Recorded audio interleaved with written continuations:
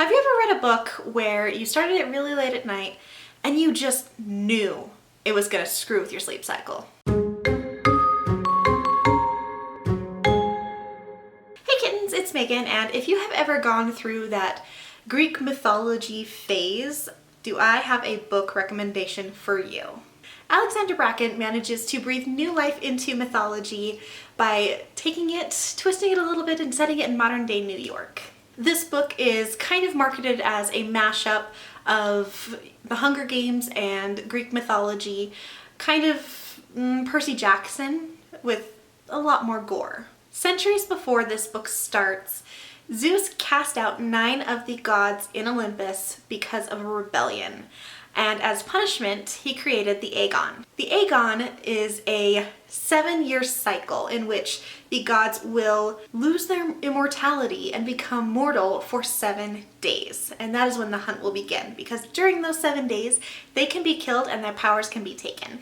During her childhood, Lore, the main character, trained to take her place in the hunt. When one of the newly arisen gods slays her entire family after the Aegon is over, Lore escapes into New York, and she has been living there for the past 7 years, keeping her head down, trying not to bring attention to herself. She has rejected everything about the life that she had had before. She has denied herself all thoughts of revenge until a childhood friend finds her in a fight ring and warns her that that god who killed her family is hunting for her. Well, Lore wants to run away so she doesn't have to take part in this, except, well, when she gets home, Athena, mortal and wounded, is sitting on her doorstep. The first thing that I want to mention is I did get my hands on a copy of Lore from my local library.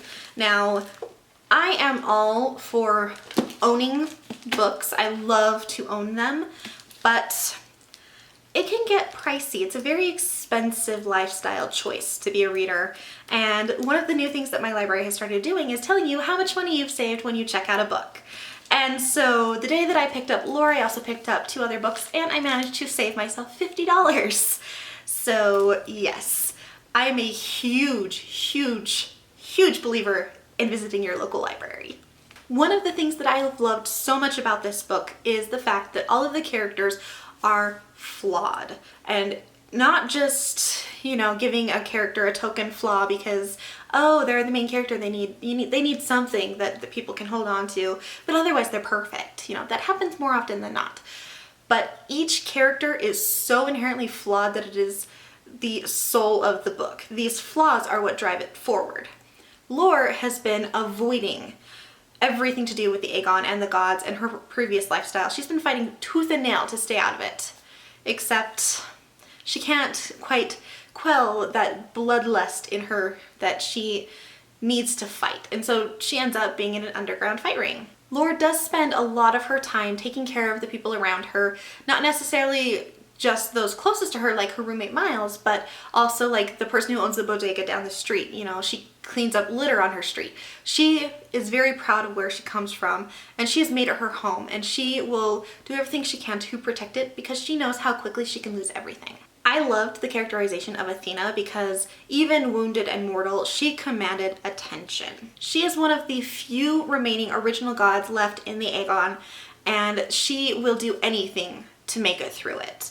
So she ends up offering Lore the chance for revenge against the man who killed her family in exchange for her help. The paths that these characters take are very unexpected, and the alliances that they form with other gods are out of necessity, but they are also fighting for their own end. And it's very interesting to watch that dynamic of them turning on each other to bring about the results that they desire.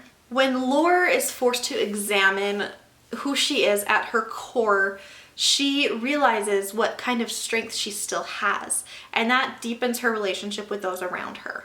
Lore has allowed herself to want something, and this opens her up and makes her more vulnerable to those around her.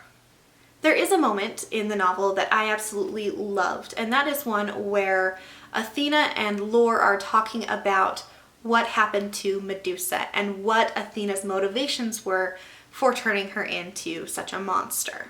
Athena really showed Lore a different side of herself, a more human side, if you will, when she explained her motivations behind that. The story itself was one of those ones that it made me want to sit down and work on my own novel because it was crafted so well. There were twists and turns and small, almost insignificant seeming moments that made all of the difference in the overall plot. The only thing that I didn't quite like was the very, very slow trickle of information at the beginning of the novel. You're sort of dropped in on your head for like the first 5 to 6 chapters before things really start to be explained.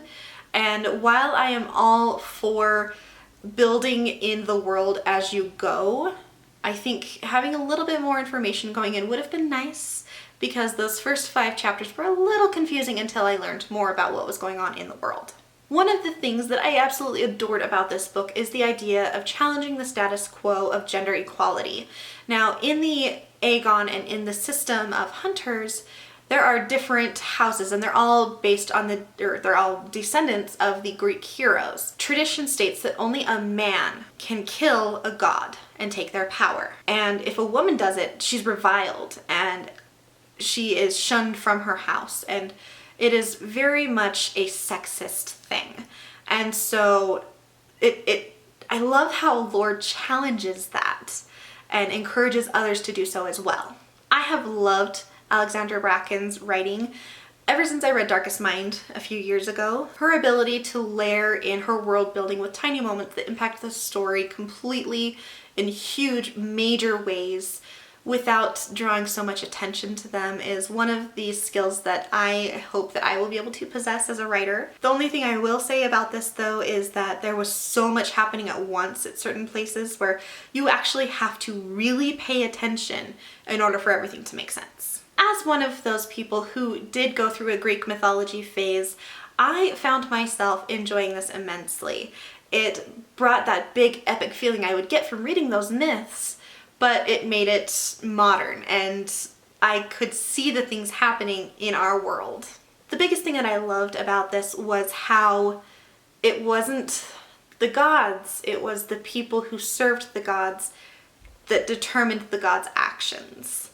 And I think that that is a very big parallel to religion in any capacity. This is one heckin' chunky boy of a book. I mean, it's pretty thick.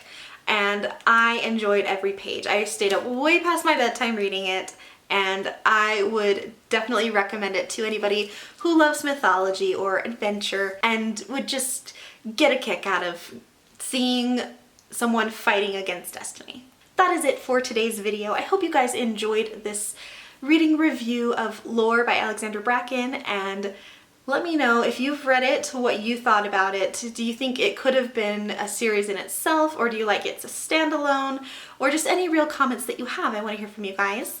And yeah, if you liked my video, give it a thumbs up.